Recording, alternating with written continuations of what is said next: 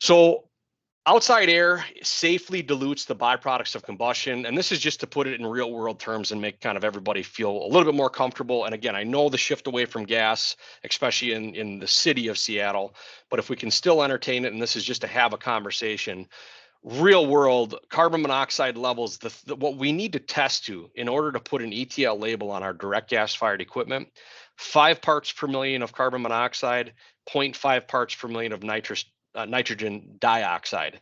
That's what we need to test to, levels under that, where OSHA states that you could be exposed to for 8 hours 50 parts per million of carbon monoxide and 5 parts per million, that's 10 times greater, and walk away completely fine. So that should hopefully set the story straight that what we are able to bring in and what we are allowed to bring in, this is an extremely clean burn, and again, heavily diluted with outside air.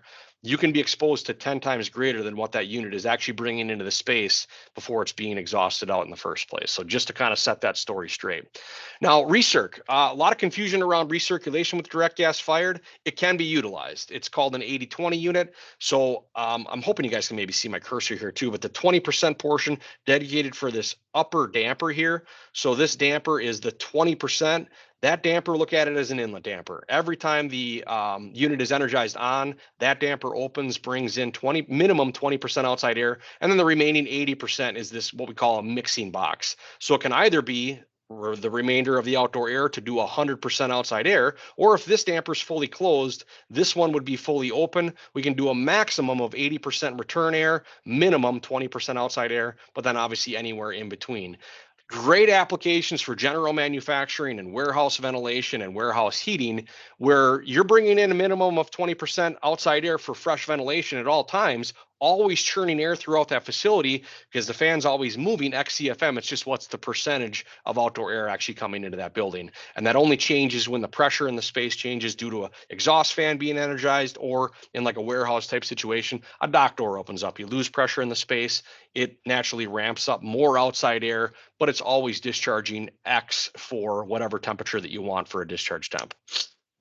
And then no return air is allowed to pass across that burner. So there's a sheet metal divider that's dedicated for that 20% section, because we don't know what's going on in that space. If it's general manufacturing, what if it's wood dust? What if it's chemical products? We don't want that going across that open flame burner. So that is split air streams, just to make everybody feel a little bit more confident on that as well.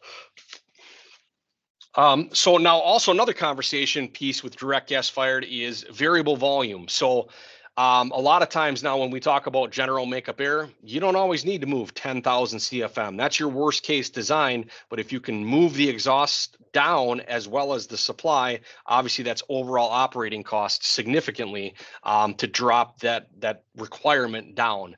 Kitchen's a great example for this. You order a unit at say 5,000 CFM, large kitchen application. We allow up to 50% reduction in our same box on a direct gas fired unit. And if you can reduce that whole system down, you're bringing in 50% less outside air. You're physically moving 50% less air on your exhaust and supply side. So obviously your overall operating costs will come down significantly. Most other manufacturers, especially with direct gas fired equipment, are limited to about a 20% reduction at best. Now, how do we do that with direct gas fired heat?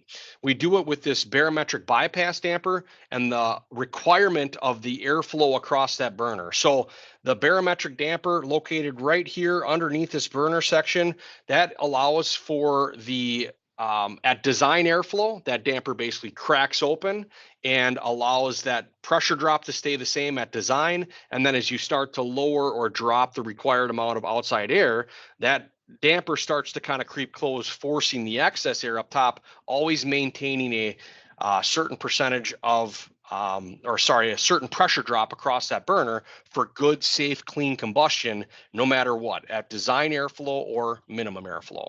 So air velocity needs to remain constant across that burner for that good quality combustion. Now, also with a direct gas fired system, this is a typical operating or a system curve, that blue dashed line going all the way down to 0. It's unique with direct gas fired because there is that minimum pressure drop requirement for your burner section. 0.65 inches is required to properly and effectively burn the byproducts of combustion and allow for heat. So that 0.65, it's actually a different operating point with direct gas fired systems.